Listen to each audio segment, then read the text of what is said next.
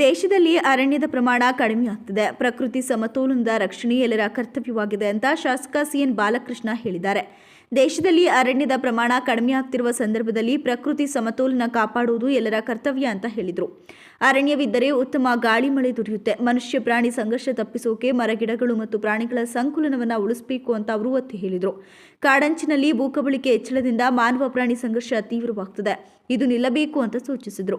ಮಕ್ಕಳಲ್ಲಿ ಪರಿಸರ ಜಾಗೃತಿ ಮೂಡಿಸುವ ಉದ್ದೇಶದಿಂದ ವನದರ್ಶನ ಕಾರ್ಯಕ್ರಮಗಳನ್ನು ಅರಣ್ಯ ಇಲಾಖೆ ಹಮ್ಮಿಕೊಳ್ಳುತ್ತಿರುವುದು ಶ್ಲಾಘನೀಯ. ಈಗ ಬೆಲಸಿಂದ ವನವು ಪ್ರವಾಸಿಗರನ್ನ ಆಕರ್ಷಿಸುತ್ತಿದೆ ಅಂತ ಶಾಸಕ ಸಿಎನ್ ಬಾಲಕೃಷ್ಣ ಅವರು ಹೇಳಿದರು.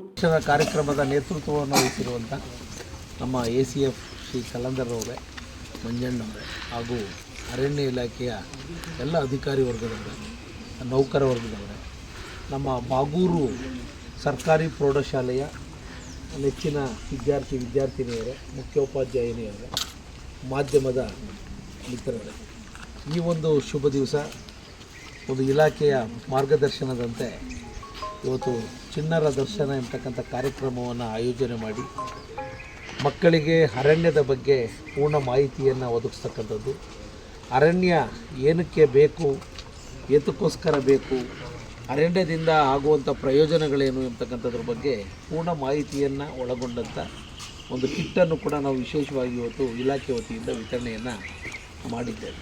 ಏಕೆಂದರೆ ಊರಿಗೊಂದು ವನ ದೇಶಕ್ಕೊಂದು ನೀರು ಅಂತಕ್ಕಂಥ ಒಂದು ಗಾದೆ ಇದೆ. ಆ ಹಿನ್ನೆಲೆಯಲ್ಲಿ ಇವತ್ತು ಅರಣ್ಯದ ಪ್ರಮಾಣ ಇವತ್ತು ಕಡಿಮೆ ಆಗ್ತಾ ಇದೆ.